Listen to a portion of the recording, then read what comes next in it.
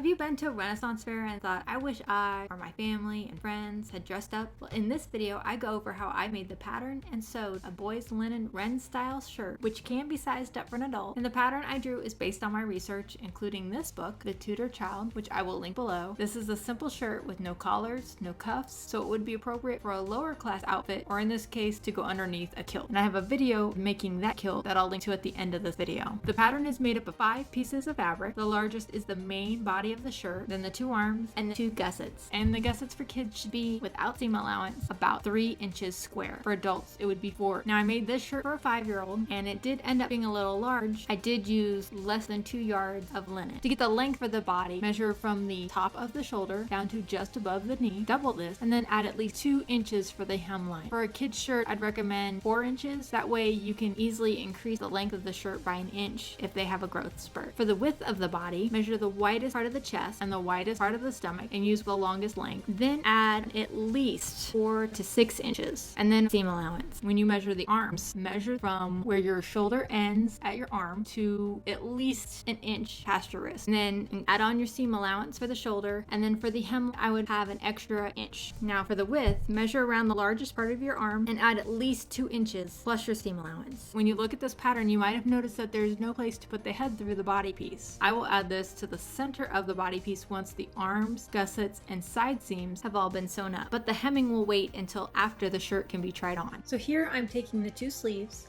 and marking the center of each on the sides that will attach to the body. Then I will mark the center of both sides of the main body piece. You can see in this illustration the main body and the sleeve and where they should come together and attach. Leave about 1/4 inch on each side if you're doing French seams. So if I wanted this to be a closer reproduction of a Renaissance shirt, I'd hand sew it. However, since I need this done for an event happening soon, I will machine sew it. With the sleeves attached, we can now attach the gussets. Take the gusset and go to the corner where the sleeves and body meet. You can see in this illustration the gusset fits right into this corner. Pin one side of the gusset to the sleeve and the other to the body. It doesn't make a difference which way the gusset goes because the gusset is perfectly square.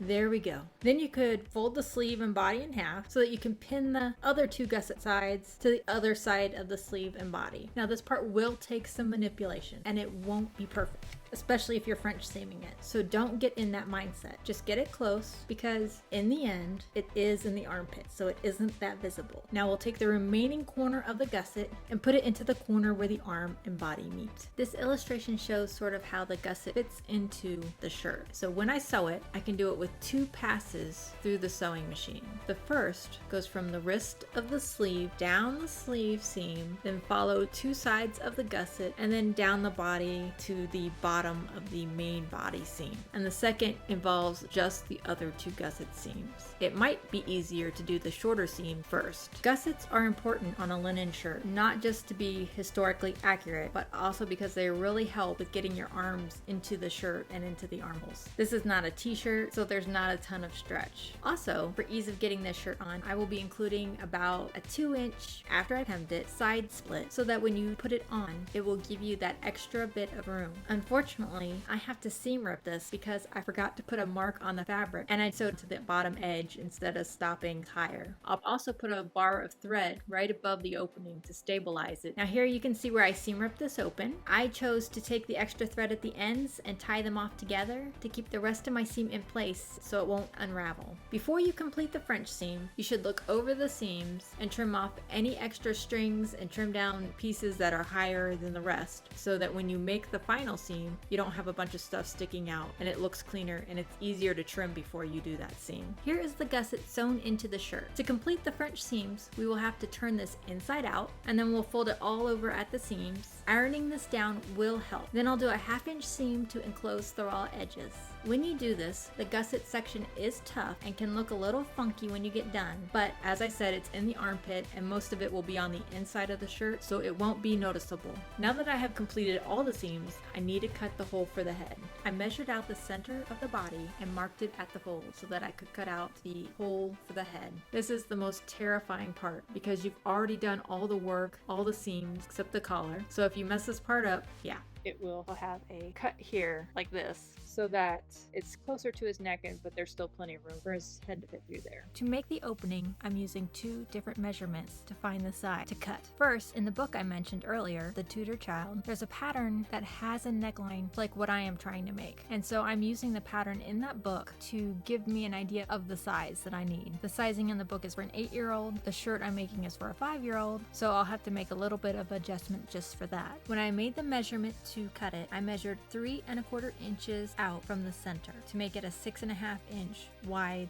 hole. But I don't have to make the rounded part of the hole big enough to fit his head through because there'll be the slit in the front. And I want the collar to be able to fit closer to his neckline. The pattern in the book recommends a 7-inch opening with a 9-inch slit, which the 9-inch slit was just ridiculous sounding. But since I'm making it for someone smaller, I chose 6.5 inches. So here you see I tried out a few different rounded edges to find something that would have the right amount of curve. This is pretty close. I decided to cut the front and back of the rounded opening the same size, but you could make the back with less scoop and the front with more. I put a pin on the outside of each of my marks and at the bottom of the curve to keep the fabric stable while I cut out the opening.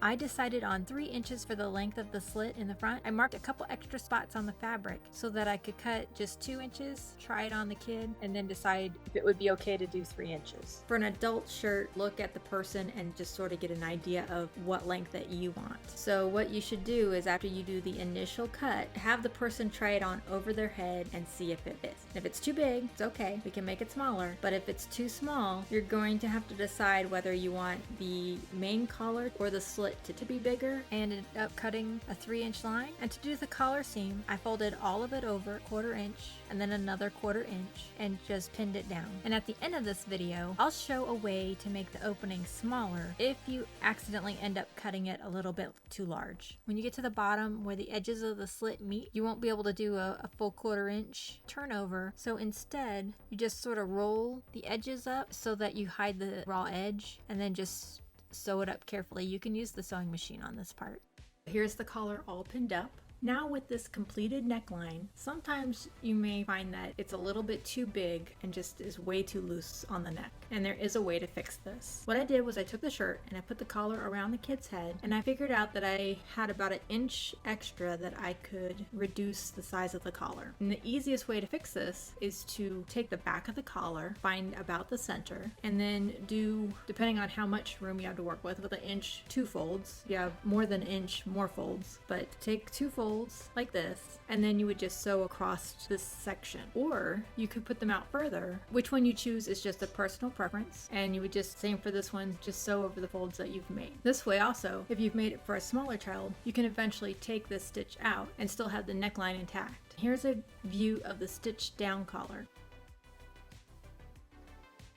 For the bottom side seams, I just folded it over twice to the inside with small folds, about 1/4 inch, and pinned it. At the top where it meets, I rolled it up just like I did on the collar to hide the raw edges. And then I sewed down these 2 edges with a regular straight stitch and then did the hem. Since I used the selvage for the bottom of this shirt, I did not have to worry about any raw edge, so I just folded it over 1 inch and sewed it, and then I folded it over another inch and sewed it again.